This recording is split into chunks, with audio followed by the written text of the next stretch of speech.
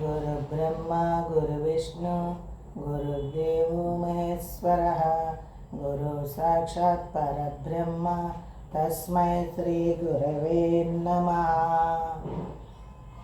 జగద్గురువులైనటువంటి మాతా జైనమ్మాజీ సమేతంగా ఉన్న శ్రీ శ్రీ శ్రీ శ్రీ కమలీబాబా వారి పాదార విందములకు నమస్కరిస్తూ ఈరోజు దయప్రసాదిక చదువుకొనుచున్నాము. ముందుగా చిన్న మాట. శ్రీ శ్రీ జగద్గురువులైన కమలీబాబాజీ ఏకాత్మ సిద్ధాంత వ్యవస్థాపకులుగా విజయవాడ పట్టణమునందు మొగల్రాజుపురమునందు ఆశ్రమాన్ని నిర్మాణం చేసి ఉన్నారు. అట్లే కొండూరు గ్రామమునందు బాబావారి చేత ఆశ్రమ నిర్మాణం జరిగి ఉన్నది. ఏలూరు దగ్గర బొట్లూరు అనే గ్రామమునందు బాబావారి చేత ఏకాత్మ విజ్ఞాన సమితి స్థాపింపబడినది. తిరువూరు అనే పట్టణము దగ్గర బాబావారి చేత గోపాలపురం అనే గ్రామము వద్ద బాబావారి చేత ఏకాత్మ విజ్ఞాన సమితి స్థాపింపబడింది. జగద్గురువులైనటువంటి కమలీ బాబాజీ ఏకాత్మ సిద్ధాంత వ్యవస్థాపకులుగా ఉండి ఈ సిద్ధాంతాన్నే ప్రబోధం చేస్తూ దైవప్రసాదిక అనే మహద్గ్రంథాన్ని రచించి మనల్ని మానవోద్ధరణ చేసి ఉన్నారు. అట్టి బాబా గారికి గురుదేవులైనటువంటి కమలీ బాబాజీకి వేల వేల నమస్సులను సమర్పిస్తూ ఇలాంటి సదావకాశాన్ని నాకు కల్పించిన గురుదేవుని పాద పద్మములకు నా హృదయ పుష్పాన్ని సమర్పించి ఈరోజు మనము నిన్నటి దినమున పరమాత్మ దీప్తి తారీఫ్ అని బాబాగారు రచించినటువంటి 148వ పేజీలో దైవప్రసాదిక నందు పరమాత్మ దీప్తి అనే హెడ్డింగ్లో తారీఫ్ అనే పేజీలో బాబాగారి యొక్క 5 వాక్యాల వివరణ చెప్పి ఉన్నాము. అదేవిధంగా 149వ పేజీలో వర్ణన అనే విభాగాన్ని మనము చదువుకోకుండా అప్పటికి ఆగి ఉన్నాము. అందున ఇది ప్రార్థన పొద్దున సాయంత్రం చేసే ప్రార్థనలు రెండిటి తర్వాత ఈ అంశాన్ని మనం చర్చించుకొని చదువుకుందాము, అవగాహన చేసుకుందాము అన్నదే ఉద్దేశము. అదేవిధంగా ఈరోజు మీకు ఒక చిత్రపటములు మీకు సమర్పించుచున్నాను. అందులోని వాటి అంశాల గురించి మీకు వజ్రాసనము ఆ విధంగా ఉన్నదే. మొదటి ఫోటో నందు వజ్రాసనము ఏ విధంగా కూర్చుంటారో చూపించాము. అలాగే చేతులు పైకి చాచి ముఖానికి అభిముఖంగా ఉంచుకోవాలి. మూడవ ఫోటో నందు 2 బొటని మధ్యవేలులు అనగా మన చేతి అందు హస్తమునందు ఉన్న పొడవాటి వేలుని మధ్యవేలు అంటారు. ఆ మధ్యవేలులు 2 హృదయానికి తాకించినట్టుగా ఉంచుకోవాలి. తర్వాత వీటి యొక్క రహస్యాలు నుదురుని నేల కానిస్తూ జయశాంతి, విజయశాంతి, దివ్యశాంతి అనేటటువంటి శాంతి మంత్రాలతో ఈ 3 విధి విధానాలని వ్యాయామక్రమ ప్రార్థనలో మనం చూపుకుంటూ వెళ్తాము. వీటి యొక్క అర్థము ఏమన్నా వజ్రాసనము వేసుకోవడానికి గల కారణము ఆహారం మనం భుజించకపోయినా అంటే మన జీర్ణ వ్యవస్థ యందు ఆహారము ఉన్నా లేకపోయినా వజ్రాసనం వేసుకోవచ్చు. యోగాలో కొన్ని ఆసనాలకి పొట్ట ఖాళీగా ఉంచాలి అని అంటారు.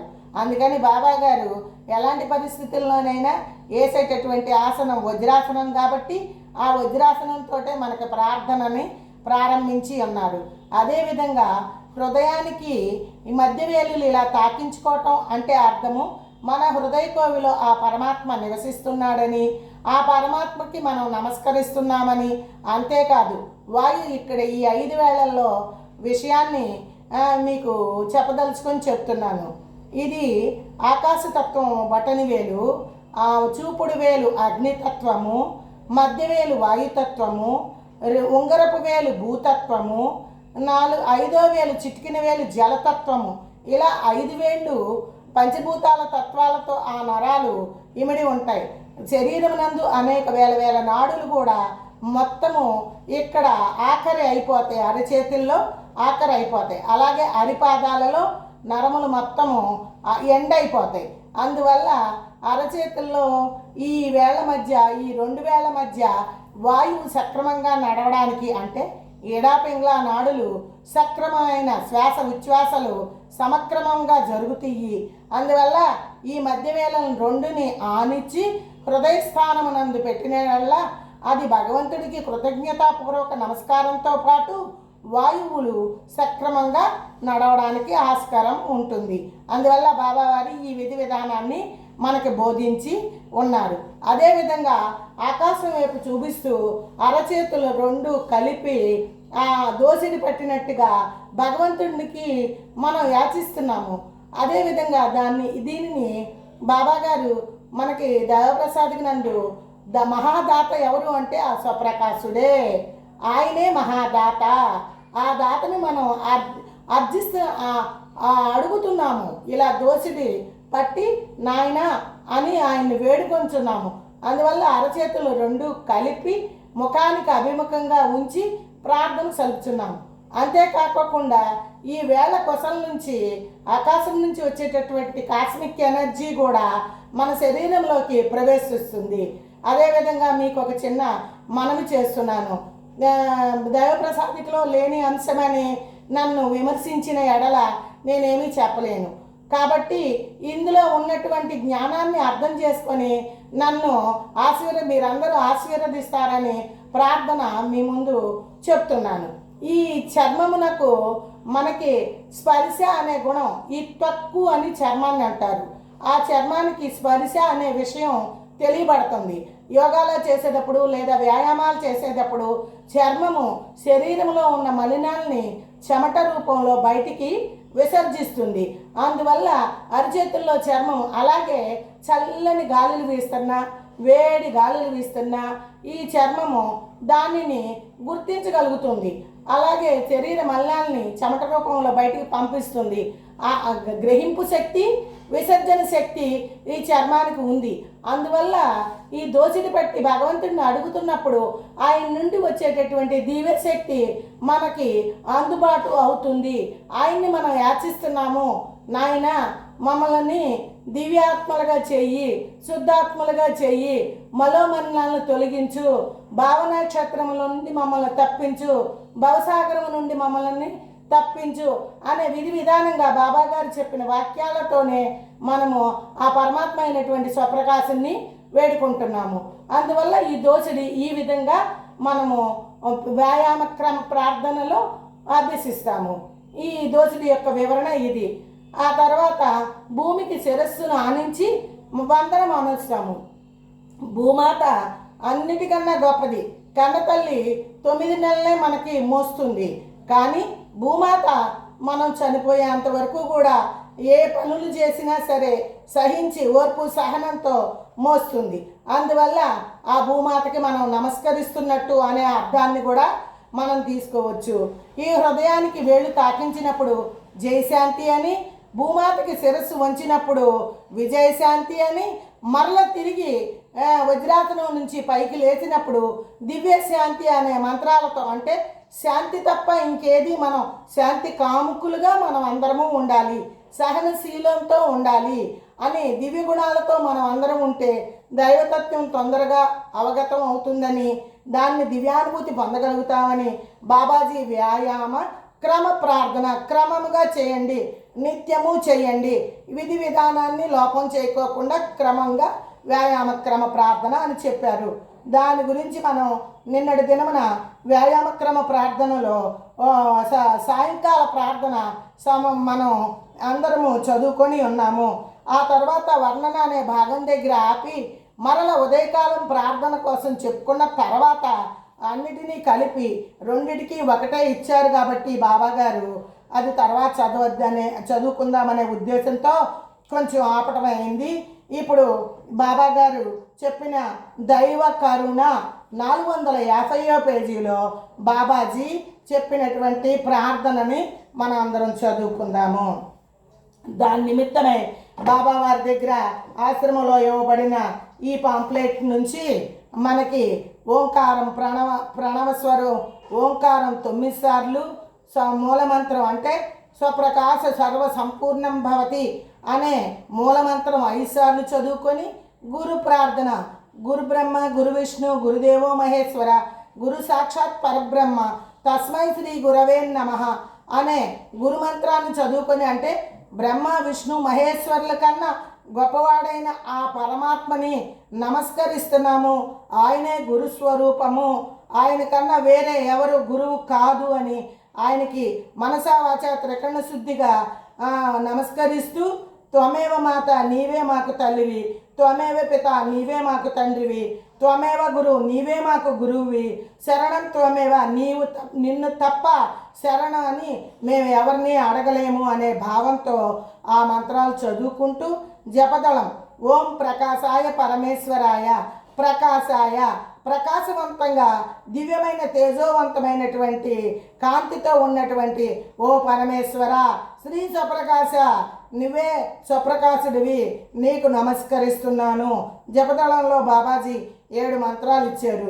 సుప్రభాయ, శుభాన్ని కలిగించేటటువంటి ఓ సుప్రభాయ, శ్రీ స్వప్రకాశ గుణ సంభవాయ, గుణములను సంభవింపజేసేటటువంటి వాడ శ్రీ స్వప్రకాశ నీకు నమస్సులు. సర్వేశ్వరాయ కరుణేశ్వరాయ, సర్వేశ్వరుడు సర్వము నీవై ఉన్నవాడవు, కరుణేశ్వరుడు కరుణకు నిలయమైనటువంటి వాడవు. సర్వేశ్వరాయ కరుణేశ్వరాయ శ్రీ సప్రకాశ నమవం, నీకు నమస్కారం తండ్రి. సర్వపూర్ణాయ, సర్వము నిండి నిమిడీకృతమై ఈ జగత్తు ఈ విశ్వమంతయు నిండి నిమిడీకృతమై ఉన్న ఓ దేవా, కేవల రూపాయ, కేవలం రూపంతో ఉన్నవాడివే కాదు నిర్గుణుడివి అనే సంబోధన చేస్తూ పరమాత్మని ఆ స్వప్రకాశని నమస్కరిస్తున్నాము. ఓం నిర్గుణాయ గుణాత్మనే అంటే ఇక్కడ సాకారమునందు నిరాకారమునందు నీవే, అన్నిటి యందు నీవున్నావు, జడాజడ ప్రకృతి నీ అందే ఉందని చెప్పావు. అంటే కదిలేవి కదలనివి కూడా ఆ స్వప్రకాశనందే ఎలా ఉందో అలాగే సాకారము నిరాకారము కూడా అన్నీ ఆయనే నుండే ఉన్నాయి అనే భావన. ఓం నిర్గుణాయ గుణాత్మనే, నిర్గుణుడివి, ఏ గుణము లేనటువంటి వాడివి, గుణాత్మనే శ్రీ సప్రకాశ నీకు నమస్సు. అలాగే నిత్యానందాయ, నిత్యము ఆనందంతో ఉండేటటువంటి ఓ స్వప్రకాశ నీకు నమస్సు.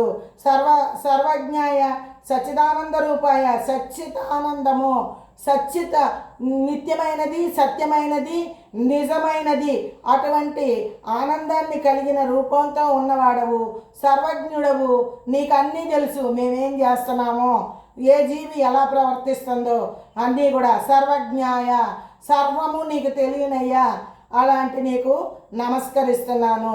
శ్రీ స్వప్రకాశ సర్వ సంపూర్ణం భవతి అని స్వప్రకాశుని మరలా ఆ స్వప్రకాశునికి వందనం, ఆయన నువ్వు పరిపూర్ణుడివి, సంపూర్ణంగా ఉన్నవాడవు అని చెప్పి నమస్కరిస్తూ దైవార్చన అనే హెడ్డింగ్లో శ్రీ స్వప్రకాశ ఆశీర్వాదే సర్వ విఘ్నోప శాంతి భవతు, స్వప్రకాశుడు ఆశీర్వదించినట్లయితే సర్వ విఘ్నాలు తొలగింపబడతాయి, ఎటువంటి విఘ్నాలు ఉండవు. హే స్వయం ప్రకాశ, నాయన స్వయంగా వెలుగొందుతున్నటువంటి ఓ స్వప్రకాశ, నీ ధ్యానమునందు నిన్ను మేము స్మరించేటప్పుడు కానీ, జపించేటప్పుడు కానీ, ధ్యానించేటప్పుడు కానీ మాకు వదన ప్రసన్నత, వదనము అంటే ముఖము, ప్రశాంతతగా ఉండేటట్టుగా, హృదయం ప్రశాంతతగా, అలజడిలో ఉన్న నీళ్ళ కొనల్లో ముఖం కనబడదు, అలజడిగా ఉంటే ఆ నీళ్ళల్లో ప్రతిబింబం కనబడదు, అదే నిశ్చలంగా ఉన్న నీళ్ళ కొలంలో ప్రతిబింబం కనబడుతుంది. అలాగే ఈ హృదయం అనేది కదలక నిశ్చలంగా ఉన్నట్టయితే, ప్రశాంతతగా ఉన్నట్టయితే ఆ స్వప్రకాశుని యొక్క తత్వము దివ్యానుభూతి కలుగుతుందని ఇక్కడ అర్థము.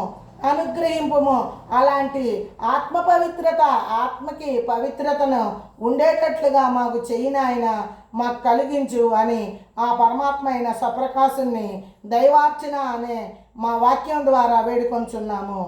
దైవోన్ముఖులమై, దైవమునందు ఆసక్తి కలిగి ఆ దైవోన్ముఖులమై దైవం సమక్షములో ఆయన గురించి గురు ఆజ్ఞానుసారము, మన గురువు అయినటువంటి జగద్గురు అయినటువంటి కమలీబాబా వారి ఆజ్ఞానుసారము మన గురువు అని ఎందుకంటున్నానంటే ఈ సిద్ధాంతంలో చాలా తక్కువ మంది ఉన్నట్లుగా తోచుచు అందుకని మన గురువు అని సంబోధించాను, తప్పైతే మన్నించండి.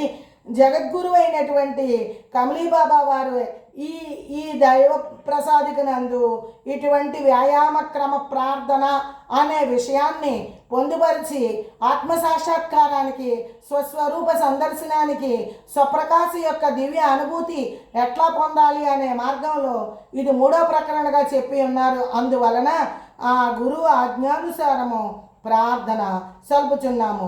మా ప్రార్థన, మేము చేసేటటువంటి నిన్ను అర్పించేటటువంటి ఈ ప్రార్థన నశ్య ద్రవ్యములకు, నశించిపోయేటటువంటి ద్రవ్యాలకి అతీతమైనటువంటిది. మా ప్రార్థన నశింపు కాకోకుండా నిన్ను చేరాలి. సర్వసాక్షి అయి సంగరహితుని నిమిత్తము సర్వసాక్షిగా ఉన్న ఆ స్వప్రకాశుడు సంగరహితుడుగా ఉన్నాడు. ఆయనకి ఏ గుణము అంటుకోదు. సర్వసాక్షిగా ఉంటాడు, సర్వకర్తగా ఉంటాడు, సర్వభోక్తగా ఉంటాడు, సర్వజ్ఞుడిగా ఉంటాడు, ఆయన నిమిత్తంగా ఉంటాడు, నిశ్చలంగా ఉంటాడు. అలాంటి ఆ పరమాత్మ అయినటువంటి స్వప్రకాశుడు అఖండుడు, ఖండముగా చిన్న చిన్నగా ఉన్నవాడు కాదు, అఖండుడు, అగోచరుడు, కంటికి కనబడినటువంటి వారు, అద్వితీయుడు, ద్వైతంగా ఉన్నవారు కాదు ఆ స్వప్రకాశుడు. చైతన్యుడు, మంచి చైతన్యము, తేజోవంతము కలిగినటువంటి చైతన్యాన్ని కలిగినటువంటి వారు, నిర్గుణులు, ఏ గుణానికి అంటుకోకుండా ఉన్నటువంటి వారు, సంపూర్ణ అయినటువంటి, సంపూర్ణంగా సూది కొనమాపలేనంత విధానంగా ఉండి సంపూర్ణంగా ఈ జగత్తు అంత నిండి నిమిడీకృతి అయినటువంటి ఏకాత్మగా ఉన్నారు. ఆయన సమిష్టిగా ఉన్నటువంటి ఆ ఏకాత్మ అయినట్టి స్వప్రకాశునకు నమస్సు.